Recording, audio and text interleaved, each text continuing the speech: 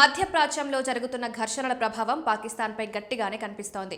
చమురు సంక్షోభం తీవ్రంగా ఉండడంతో అక్కడి ప్రభుత్వం చర్యలు చేపట్టింది. పాక్లో మార్చి 31 వరకు అన్ని ప్రభుత్వ, ప్రైవేట్ పాఠశాలలు, కళాశాలలు, విశ్వవిద్యాలయాలను మూసివేయాలని ఆదేశించింది.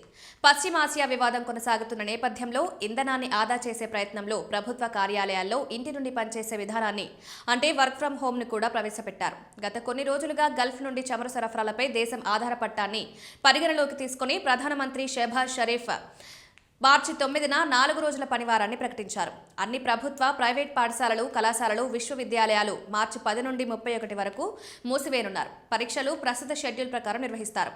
ఈ కాలంలో విద్యా సంస్థలు ఆన్లైన్ తరగతులు నిర్వహించడానికి అనుమతించినట్లు పంజాబ్ ముఖ్యమంత్రి మరియం నవాజ్ ప్రకటించారు.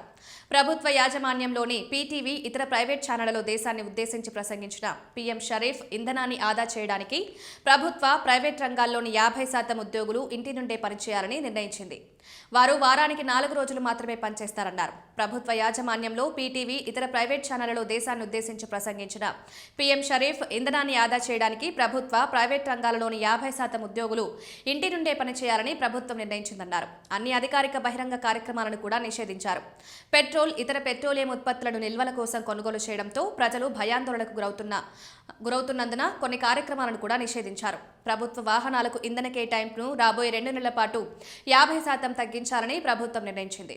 ఈ కాలంలో 60% వాహనాలు పనిచేయడం మానేస్తాయని షరీఫ్ తెలిపారు.